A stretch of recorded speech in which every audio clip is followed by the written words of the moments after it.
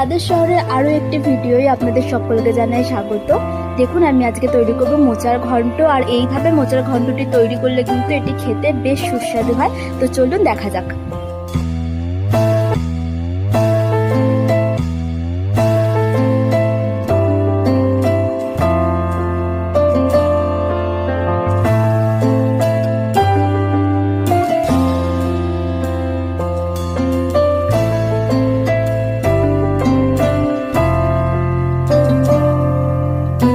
পেঁয়াজ, আদা, রসুন যা যা মশলা দেওয়া ছিল সব কিছু দিয়ে আমি এখানে মোচাটি ভালোভাবে কষিয়ে নিয়েছি আর মাছের মাথাগুলো দিয়ে নিয়েছি।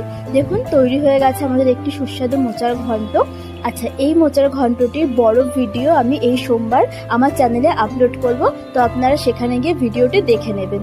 আর আমার করা ভিডিওগুলি ভালো লাগলে লাইক, কমেন্ট, শেয়ার অবশ্যই করবেন আর সাবস্ক্রাইব তো অবশ্যই করবেন।